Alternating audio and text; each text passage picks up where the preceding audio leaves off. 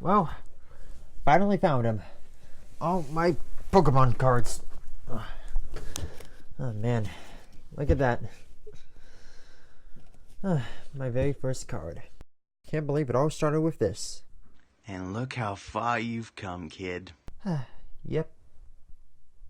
Wait, what? That reminds me, what happened to you? You haven't played Pokemon since Platinum. Hey, I'll get Sword or Shield as soon as I can afford a Switch, okay? Sure.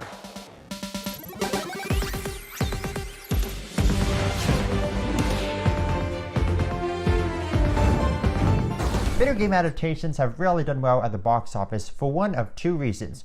One, they strike when the iron is cold, or two, they try too hard to cash in on the popularity without taking the time to read into the game itself and find out what the lore is, what the story is, who the characters are. However, Pokemon is a franchise that has managed to stay relevant for decades, so it was only a matter of time that a major blockbuster film would be made about it. There are a plethora of animated TV shows and movies based on whatever region the games are set in. However, the theatrically released ones were mostly aimed towards children. One idea that has remained popular for fans is the idea of a live-action Pokemon movie. It was an idea that circulated the internet for the longest time. However, it's safe to say that with Hollywood's reputation of making movies out of video games, a live-action Pokemon may have been a disaster. I think a lot of fans knew that a live-action Pokemon movie would be made eventually, but I don't think anybody could have predicted that the filmmakers took time and effort into it.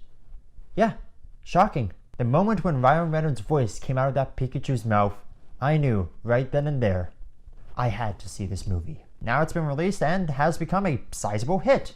I think there's a lot to like about this movie, even if it gets kind of stale by the end. Right from the beginning, they do something right. They integrated the Pokemon within the world. You see a flock of Pidgeot flying across the sky, Mankey swinging from tree to tree, even a Cubone stuck out in the middle of the field. Not only that, but practical use such as a Machamp directing traffic and a Snorlax blocking traffic from a construction zone. That's something that's always been part of the games, the Pokemon being not just in the world, but a part of the world. And I really thought the way they went about designing each Pokemon was really well done. Bringing in these creatures that can range from a normal horse to a living rock into the world of live action can't be a tricky one. You try to make it too photorealistic and it just comes off as weird or creepy, but you try to make it cartoony and it just becomes distracting and eye-gouging. Fortunately, they managed to hit that sweet spot where it's photorealistic enough that it fits within the confines of live action, but cartoony enough that they don't look unrecognizable from their animated counterparts. And let me just say, Ryan Reynolds was perfect for the role. I don't know if it's just because he has the voice that's perfect for self-aware humor, or if they just gave him a really good script. The humor never feels out of place, and the jokes are delivered with just the right amount of snark. I also like Justice Smith in this movie. He plays a young man who wanted to be a Pokemon trainer, but sort of fell out after his mother died and he and his father grew apart. Now when he's with this Detective Pikachu, he's sort of rediscovering that love for Pokemon that he once had and why he wanted to become a trainer. He lost that when he lost someone he loved. And now that his dad is missing too, he doesn't really want this Pikachu in his life.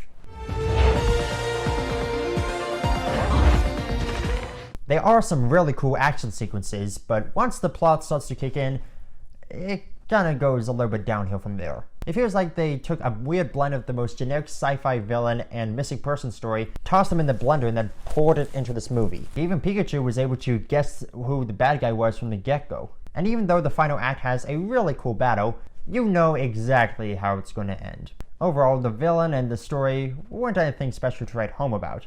It's sort of the cliched stuff you'd see in an animated Pokemon movie. Bad guy wants to take over the world with Pokemon or something. Detective Pikachu is a movie for the fans of Pokemon who started their journey way back in the 90s, those of us who hopped down around the early/mid 2000s, and the ones who started the 2010s to even starting today. Has a few Pokemon animated movie tropes here and there. It has some good dialogue, the humor fits in naturally with Pikachu, and the designs for the Pokemon are really well done. I'd love to see more Pokemon movies done in this style. The movies don't necessarily have to take place in the same universe or world, but it would be pretty cool if we got more live-action Pokemon movies that had this sort of design. I'd say go ahead and check this one out at least once in theaters. Alright, that's my review of Pokemon Detective Pikachu. Have you seen it? What did you think about it? Leave your answer and thoughts in the comments down below. Leave a like if you enjoyed the video, subscribe, and hit the bell icon if you're new here. And as always, this is the Canadian Movie Buff saying, I hope you had a fantastic weekend at the movies. See ya!